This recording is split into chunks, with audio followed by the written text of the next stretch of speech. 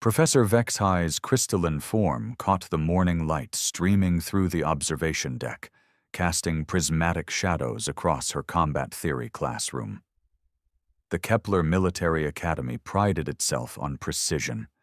Every angle calculated, every strategy quantified, every outcome predicted within acceptable probability margins, which made the current discussion particularly irritating.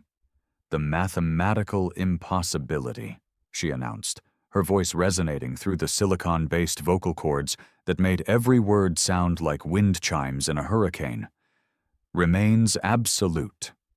No primitive civilization has ever defeated a technologically superior force through raw physicality alone." The mixed species classroom buzzed with the kind of academic smugness that only came from studying warfare in climate-controlled comfort. Cadet Zephyra, one half of the methodical Zephyrian twins, tapped her four-fingered hand against her datapad with metronomic precision. "Over 97% of viewers here are watching without subscribing. Don't be one of them. Hit that subscribe button right now and join the journey. Every click helps us grow stronger, and you'll never miss the next epic story." The logistics support this conclusion. Superior technology equals superior tactical options, basic mathematics. Her twin, Zephyro, nodded in synchronized agreement. Primitive species lack the computational capacity for effective strategic planning. They operate on emotional impulses rather than calculated probability matrices. From the back corner, Cadet Thornwick, a synthoid whose artificial consciousness had been perfected over 3 millennia of logical refinement, chimed in with the enthusiasm of someone who'd never experienced actual surprise. Historical analysis confirms this pattern across 47 documented conflicts. Technological disparity of greater than 2.3 standard deviations results in inevitable defeat for the inferior force. Professor Vexhigh appreciated Thornwick's dedication to statistical accuracy, even if his tendency to cite exact figures made her want to vibrate at frequencies that could shatter glass. Precisely. Which brings us to today's theoretical exercise. "Actually," interrupted a voice that had been conspicuously quiet during the mathematical love fest, "that's completely wrong." The classroom fell silent with the kind of awkward pause usually reserved for someone accidentally triggering a diplomatic incident. All optical sensors, compound eyes, and various sensory organs turned toward Cadet Reeves, who had the audacity to look completely unbothered by the attention. Reeves was human, which already made her an oddity at the Academy. Humans were recent additions to galactic civilization, barely 500 years since first contact, and their approach to military theory remained frustratingly unquantifiable. They passed the entrance exams through methods that defied proper analysis, served competently in joint operations, and somehow managed to graduate despite ignoring half the curriculum. "Care to elaborate on that fascinating assertion?" Professor Vexhigh asked, her tone carrying the crystalline equivalent of raised eyebrows. Reeves leaned back in, her chair with the casual confidence that made other species uncomfortable. "You're assuming that primitive equals predictable, that technological inferiority means tactical inferiority. That's your first mistake." Zephyra's hand-tapping increased in tempo. "Primitive civilizations operate on limited data sets. They cannot process the variables necessary for complex strategic planning." "Right," Reeves said, grinning in a way that showed too many teeth. "They can't process all the variables, so they ignore most of them and focus on the ones that actually matter." Thornwick's optical array flickered, the synthoid equivalent of blinking in confusion. "That approach violates basic strategic principles. Incomplete data analysis leads to suboptimal decision-making." "Does it?" Reeves asked. "Or does it lead to decisions your fancy algorithms can't predict?" The question hung in the air like a tactical nuclear warhead with a countdown timer nobody could read. Professor Vexhai found herself genuinely curious about where this line of reasoning might lead, which was unusual. Most classroom discussions followed predictable patterns. Species A presented methodology X, Species B countered with approach Y. Everyone agreed that mathematical analysis provided the optimal solution. "Explain," she commanded. Reeves stood up, which immediately made half the class unconsciously lean away. Humans were larger than most galactic species, and their bipedal locomotion created an unsettling impression of barely controlled forward momentum. You want to know how a primitive species defeats a technologically superior opponent? Simple. They do something so fundamentally stupid that the superior force's entire tactical doctrine becomes irrelevant. "That makes no logical sense," Zephyro protested. "Exactly," Reeves said, as if the Zephyrian had just proven her point. "You spend months calculating the optimal approach to a problem. You run probability analyses, develop contingency plans, create response matrices for every conceivable scenario. Then some primitive shows up and does something that's not in your database." Cadet Veltar, a Quillan whose species had perfected swarm tactics over millennia, chittered skeptically. "Unpredictability is not a strategy, it is random chance." "Is it?" Reeves challenged.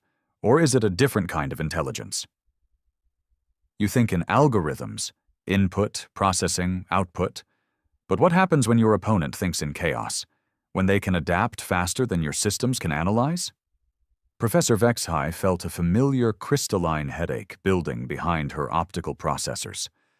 This was precisely the kind of discussion that made human military theory so frustrating to categorize. "You're suggesting that tactical unpredictability constitutes a legitimate combat doctrine." "I'm suggesting," Reeves said, "that sometimes the best way to win a chess match is to flip the board and start a knife fight." The silence that followed could have been weaponized. Thornwick's optical array strobed rapidly. "That analogy violates the fundamental rules of strategic engagement." "Which is exactly why it works," Reeves replied cheerfully. Zephyra had stopped tapping her datapad entirely. "You cannot base military doctrine on rule violations." "Why not?" "Your entire tactical education assumes your opponent will follow the same rules you do. But what if they don't? What if they've never heard of your rules? What if they think your rules are suggestions?" Professor Vexhai realized she was witnessing something unprecedented. A human actually articulating their species' approach to problem-solving in a way that other species could understand. Unfortunately, understanding it only made it more disturbing.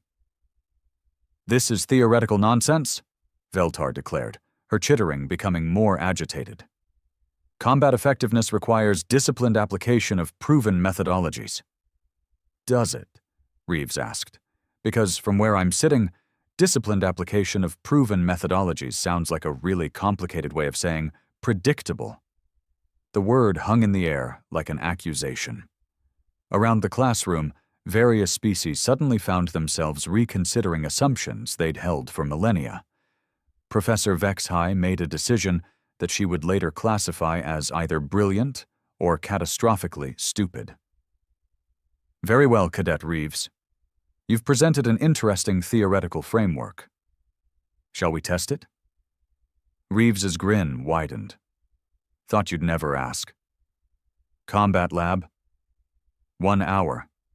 We'll see how your chaos theory performs against our standard adaptive training constructs." The bell chimed, signaling the end of class. As students filed out, chattering in a dozen different languages about the upcoming demonstration, Professor Vexhai couldn't shake the feeling that she'd just agreed to something that would require significantly more paperwork than anticipated. Reeves paused at the door. "Professor? Just so you know, your training constructs are about to learn why humans don't fight fair." She left before Vexhai could ask what that meant. Which was probably for the best, because the professor suspected she wouldn't like the answer. The Kepler Academy's combat simulation laboratory occupied 3 levels of reinforced durasteel and contained enough processing power to model the tactical decisions of entire planetary defense networks.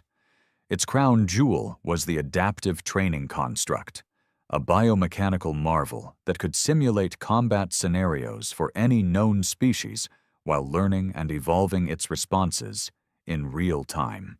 Cadet Reeves stood at the observation platform's edge, watching technicians calibrate the construct below. The machine resembled a metallic humanoid stretched to accommodate various alien physiologies, its surface rippling with reactive armor that could shift density and configuration within microseconds.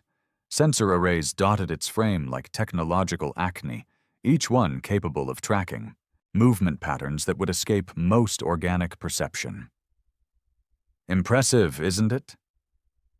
Dr. Keth Mori, the lab's chief technician, emerged from behind a bank of monitoring equipment. His 6-armed Nexari physiology made him ideal for managing multiple control interfaces simultaneously. The construct has processed combat data from over 3,000 species. Its neural networks can predict and counter virtually any attack pattern within 0.07 seconds of initial movement detection. Sounds expensive, Reeves observed. Approximately 47 million credits, Dr. Kethamori replied, missing the casual dismissal entirely. But cost becomes irrelevant when you consider its training value. The construct adapts to each opponent's fighting style, gradually increasing difficulty until it achieves victory. No cadet has ever managed to destroy it, Reeves finished. Dr. Kethamori's 4 primary eyes blinked in rapid sequence. Defeat it in extended combat, I was going to say. Destruction isn't typically a concern, given the construct's self-repair capabilities and defensive protocols. Professor Vexahai materialized near the control console, her crystalline form refracting the lab's harsh lighting into rainbow patterns across the walls.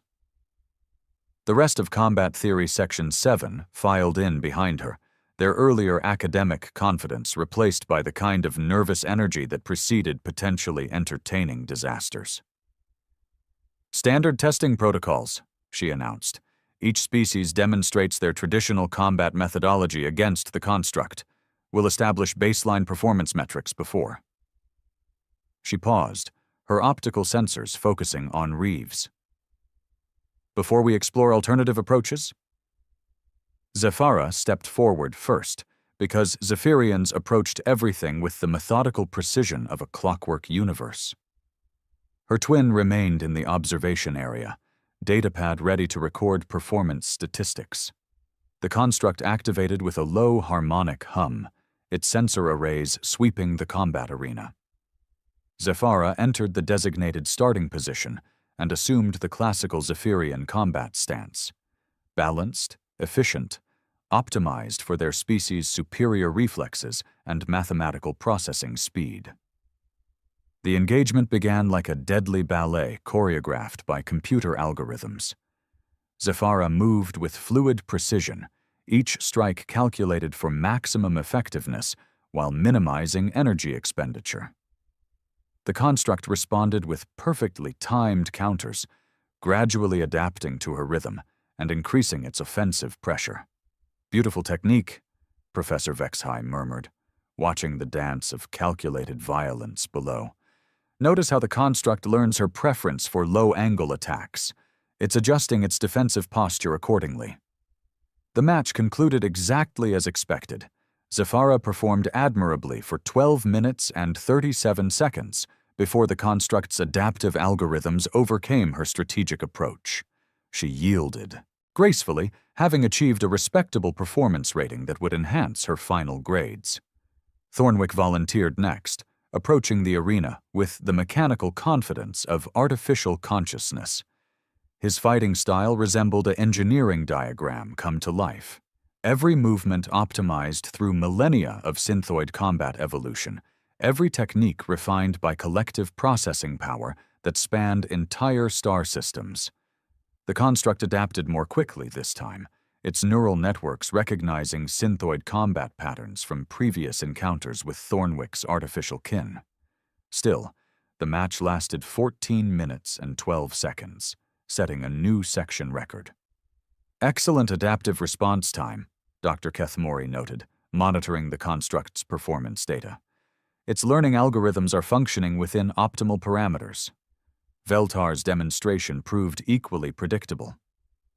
Quillen swarm tactics translated poorly to individual combat, but she managed to confuse the construct's tracking systems for several minutes through rapid directional changes that mimicked her species' collective movement patterns.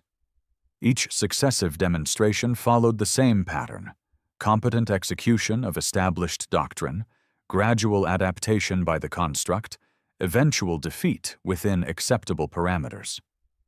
The construct's performance remained consistent, its adaptive capabilities functioning exactly as designed. Fascinating, Professor Vexhai observed as the final standard demonstration concluded. The construct's learning curve maintained statistical predictability across all tested methodologies. Of course it does, Reeves said, pushing away from the observation platform railing. You built it to fight like you think. Dr. Kethemori's manipulator arms froze above his control interfaces. The construct processes combat data from thousands of species. Its algorithms account for virtually every conceivable fighting style. Every conceivable fighting style that follows rules, Reeves corrected, walking towards the arena entrance. Every technique that makes sense, every approach that can be quantified and predicted and countered through mathematical analysis. She paused at the threshold, turning back to address the observation deck. Tell me something. When your construct encounters a new fighting style, what's the first thing it does? Analyzes movement patterns to identify the underlying tactical framework, Dr. Kethmori replied automatically. Right. It tries to understand what it's fighting, so it can develop appropriate countermeasures. But what happens when there's nothing to understand? The question created the kind of silence usually reserved for moments when someone realizes they've made a terrible mistake, but can't quite identify what it was. Professor Vexahai's optical sensors narrowed. Elaborate. Your construct is brilliant, Reeves said, stepping into the arena. It can analyze, adapt, and overcome any systematic approach to combat. But that assumes combat is systematic. The arena door sealed behind her with a pneumatic hiss that sounded uncomfortably final. Standard engagement protocols? Dr. Kethemori asked, his voice carrying the uncertainty of someone who suspected the answer might be more complicated than usual. No, Reeves called back, rolling her shoulders in a way that made her human physiology look even more unsettling than usual. Let's try something different. The construct activated, its sensor arrays immediately beginning their standard threat assessment routine. Reeves stood in the center of the arena, completely motionless, watching the machine analyze her stance, her positioning, her apparent readiness level. Why isn't she moving? Zephora whispered to her twin. Unknown, Zephara replied, her datapad displaying rapidly scrolling diagnostic information. The construct is running initial assessment protocols, but she's not providing any behavioral data to analyze. 30 seconds passed. The construct completed its threat evaluation and moved into engagement position, its adaptive systems primed to respond to whatever combat doctrine Reeves might employ. She grinned. Then she did something that made Dr. Kethemori's 6 arms freeze above his control panels, and Professor Vexhai emit a crystalline sound that might have been alarm or fascination. Reeves charged. What happened next defied 17 different laws of physics and at least 3 fundamental principles of combat theory. Reeves didn't employ a recognizable attack pattern. She didn't utilize proper footwork, maintain defensive positioning, or follow any systematic approach that the construct's algorithms could categorize. Instead, she launched herself at the machine like a biological missile powered by concentrated fury and what could only be described as weaponized stubbornness. The construct's response systems immediately triggered what Dr. Kethamori would later describe in his incident report as catastrophic analytical paralysis. Its neural networks, designed to identify and counter systematic fighting techniques, encountered something that refused to be systematic. "Status report," Professor Vexhai demanded, as warning lights began flashing across the control panel. "The construct is confused," Dr. Kethamori replied, his 6 arms dancing across diagnostic interfaces with increasing desperation. "Its pattern recognition software can't classify her movements. She's not following any documented martial art, military doctrine, or combat methodology." On the arena floor, Reeves had somehow gotten inside the construct's defensive perimeter through a combination of rolling, jumping, and what appeared to be controlled falling. The machine's targeting systems struggled to track her erratic movement, while simultaneously trying to understand what they were tracking. "She's grabbing the sensor array," Veltar chittered, pressing against the observation window. Indeed, Reeves had wrapped both arms around one of the construct's primary detection clusters and was attempting to tear it free through sheer determination. The machine responded by activating its defensive shock grid, a sophisticated electromagnetic field designed to discourage exactly this type of direct assault. Reeves ignored the electrical discharge completely and yanked harder. "Humans have higher electrical resistance than most species," Thornwick observed with artificial calm, though his optical array was strobing rapidly. Still, that voltage should have been sufficient to. The sensor array ripped free in a shower of sparks and synthetic fluid. Reeves immediately swung it like a club against the construct's nearest manipulator arm. "She's using its own components as weapons," Zafara whispered, her datapad now displaying nothing but error messages. "This isn't cataloged anywhere in the tactical databases." Dr. Kethamori's primary arms were typing so fast they created a blur of motion above his control station. The construct's attempting to activate Combat Mode 7, Maximum Aggression Protocols. "Inadvisable," Professor Vexhai interjected sharply. "Combat Mode 7 is designed for battlefield conditions, not training scenarios. The standard modes aren't responding effectively. The construct's AI is requesting permission to treat this as an actual threat rather than a training exercise." Below them, Reeves had somehow managed to climb onto the construct's back and was systematically destroying everything within reach. Her approach bore no resemblance to any form of structured combat. She simply grabbed, twisted, pulled, and broke whatever seemed important. The construct's adaptive systems, designed to learn and counter opponent strategies, found themselves in an impossible situation. Every time they developed a response to one of Reeves' actions, she had already moved on to something completely different. Her fighting style, if it could be called that, changed faster than the machine's neural networks could process. "She's not using techniques," Zaforo realized, her voice carrying the horror of someone watching fundamental assumptions crumble. "There's no pattern to analyze. No methodology to counter. She's just destroying things." "Efficiently," her twin added, reviewing the tactical feeds with growing alarm. "Look at her target selection. She's identifying critical systems without any apparent technical knowledge." Professor Vexhai studied the arena through her optical sensors, watching Reeves methodically dismantle 47 million credits worth of advanced military hardware, using nothing but her bare hands and what appeared to be intuitive engineering principles. "How is she identifying vulnerable points?" she asked Dr. Kethamori. "Unknown," he replied, manipulating his controls with increasing frustration.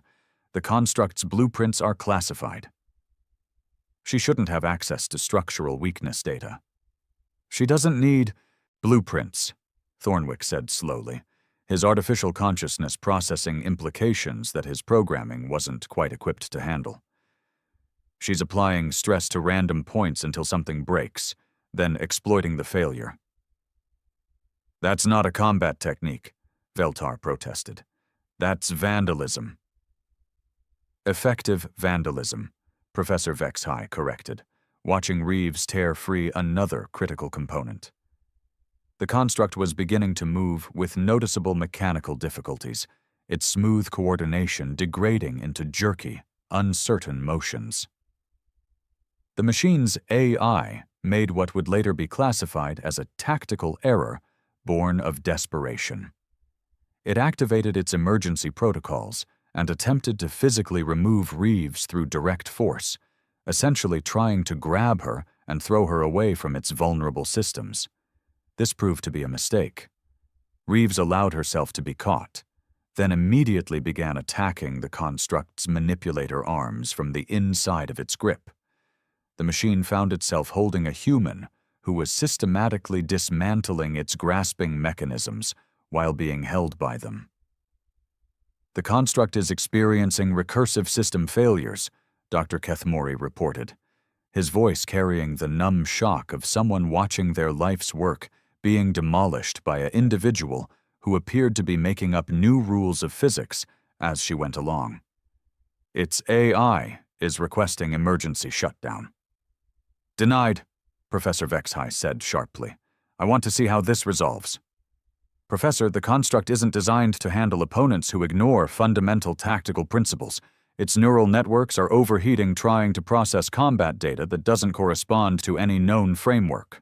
On the arena floor, Reeves had freed herself from the construct's damaged manipulator and was now attacking its central processing housing with the detached arm she'd acquired during her escape. The machine's movements were becoming increasingly erratic as its systems struggled to maintain operational coherence. She's not fighting the construct, Zephyra said, her scientific training finally providing a framework for what she was witnessing. She's debugging it. In real time, through physical destruction. That's impossible, Dr. Kethmori protested. The construct's systems are hardened against exactly this type of... His words were interrupted by a sound that none of them had expected to hear. The distinctive crack of overstressed durasteel reaching its failure point. In the arena, Reeves had apparently decided that subtlety was overrated. She had positioned herself beneath the construct's primary torso assembly and was applying upward pressure to its structural framework through what could only be described as a combination of leverage, determination, and complete disregard for engineering limitations. Something fundamental gave way. The construct didn't simply fall over or shut down gracefully. It came apart in a cascade of mechanical failure that started with its central processing core and spread outward through its entire framework. Components that had been designed to operate for decades under battlefield conditions simply stopped working. Emergency klaxons began wailing as the arena's safety systems detected catastrophic equipment failure. Automated fire suppression engaged, filling the chamber with retardant foam that did nothing to address the underlying problem. Namely, that their supposedly indestructible training construct now resembled a very expensive pile of technological debris. Reeves emerged from the wreckage, covered in synthetic lubricants, and looking remarkably pleased with herself. Well, she called up to the observation deck, that was educational. The emergency meeting convened in Administrator Qualveth's office exactly 3 hours after what the official reports would euphemistically term the training incident. The office itself was a monument to bureaucratic efficiency. Every surface covered with data screens displaying statistics, performance metrics, and cost analyses that nobody particularly wanted to examine too closely at the moment. Administrator Qualveth, a being whose species had evolved specifically for administrative functions, possessed 12 specialized appendages designed for simultaneous document processing. Currently, all 12 were occupied with damage assessments, insurance claims, and disciplinary paperwork. 47.3 million credits, he announced without preamble. That's the replacement cost for the adaptive training construct, plus another 8.7 million for arena repairs, system recalibration, and psychological counseling for the technical staff. Professor Vexhai settled into her designated chair, her crystalline form reflecting the office's harsh lighting in patterns that suggested deep discomfort. The pedagogical value of the demonstration cannot be quantified using standard metrics. Neither can the destruction, Dr. Kethamori muttered from his corner position. His 6 arms were bandaged from his attempts to manually override safety systems during the incident. The construct's final moments were traumatic to observe. Cadet Reeves sat in the defendant's chair, with the relaxed posture of someone who'd spent the afternoon doing something she enjoyed. Her uniform was still stained with synthetic lubricants that the Academy's cleaning systems couldn't quite eliminate. The question before us, Administrator Qualveth continued, shuffling through incident reports with practiced efficiency, is how to classify what occurred. Our current disciplinary framework doesn't include categories for destruction of military equipment through interpretive violence. It wasn't violence, Reeves protested mildly. It was problem-solving. You dissolved a 47 million credit training construct into component parts using nothing but your hands and what our engineers are calling aggressive mechanical intuition, Dr. Kethamori replied. How is that not violence? Violence implies intent to harm, Reeves explained with the patience of someone who'd had this conversation before. I wasn't trying to hurt the construct. I was trying to turn it off. There are standard shutdown procedures for that purpose, Administrator Qualveth observed, his administrative appendages pausing their document shuffling. Your procedures assume the construct would cooperate with being shut down. Mine didn't require its permission. Professor Vexhai found herself studying Reeves with renewed fascination. You're suggesting that conventional shutdown protocols represent a form of negotiation with the machine. Everything about your combat training is negotiation, Reeves replied. You engage the construct within parameters it understands. You follow rules it can process. You fight in ways that make sense to its programming. But what if you don't want to negotiate? The office fell silent, except for the soft hum of data processors analyzing statistics that had become suddenly meaningless. The other cadets are requesting transfer to different sections, Dr. Kethamori reported quietly. They're concerned about training alongside someone who approaches problems through systematic destruction. Are they wrong to be concerned? Administrator Qualveth asked. Reeves considered this question with the seriousness it deserved. Depends on what they're training for.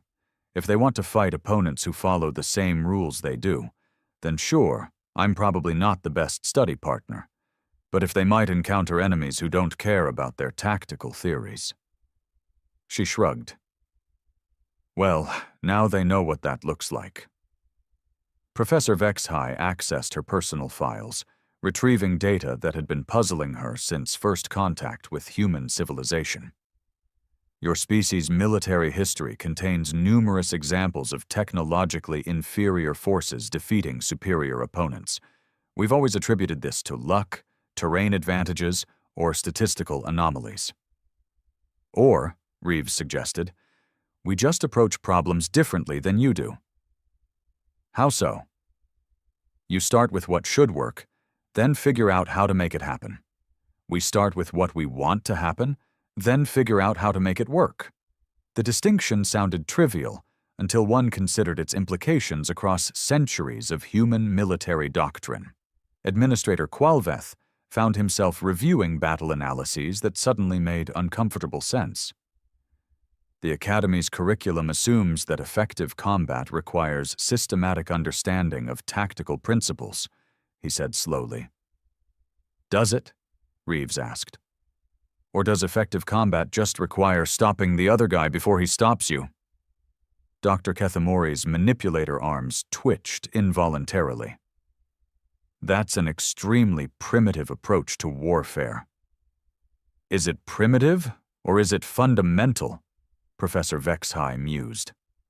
We've been teaching advanced tactical theory for millennia, but perhaps we've forgotten why tactics exist in the first place. The conversation was interrupted by a communication alert. Administrator Qualveth activated the incoming transmission, revealing the concerned features of Grand Admiral Thex Nori from Strategic Command. Administrator, the Grand Admiral began without pleasantries, we've reviewed the incident reports from today's training exercise. We need to discuss curriculum modifications. Modifications? Professor Vexhai inquired. 6 different species have requested human combat instructors for their military academies. They want to understand what they're calling applied chaos theory in tactical applications.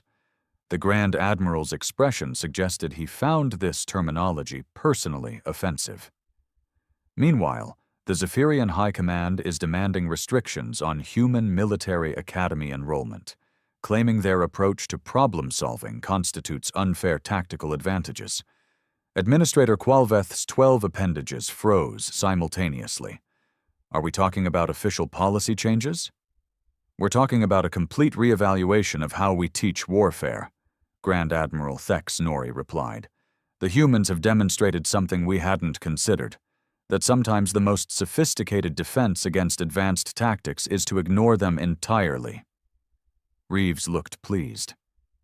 Finally, someone gets it. This doesn't resolve our immediate disciplinary issue, Dr. Kethamori pointed out. She still destroyed Academy property through unauthorized methods. Actually, Administrator Qualveth said, consulting his latest briefing documents, Strategic Command has classified the incident as practical research into alternative combat methodologies. The destruction is being reclassified as educational expenses. He paused, reviewing additional communications. They're also creating a new academic department. Applied Chaos Theory in Combat Applications. Enrollment will be limited to species capable of what they're calling productive irrationality. Professor Vexhai felt something that might have been crystalline amusement. And who, exactly, qualifies as productively irrational? Currently, Grand Admiral Thex Nori consulted his own documents. Just humans, though the Quillen Collective has submitted a formal application for evaluation, claiming their swarm tactics demonstrate sufficient, organized unpredictability. The meeting concluded with more questions than answers, which seemed appropriate given the day's events. As the various participants filed out to deal with insurance forms, curriculum revisions, and the psychological trauma of witnessing advanced technology lose an argument with applied stubbornness, Reeves remained behind. "Professor?" she called as Vexhai reached the door. "Yes? Next week's theoretical discussion on defensive strategies? You might want to skip the mathematical proofs and focus on practical applications." Professor Vexhai considered this suggestion, weighing it against decades of academic tradition and the smoking remains of a 47 million credit training construct. "Why?" she asked, though she suspected she already knew the answer. Reeves grinned with the cheerful confidence of someone who'd just proven that the universe was significantly less organized than everyone had assumed. "Because I have some ideas about fortification design that you're probably not going to like,"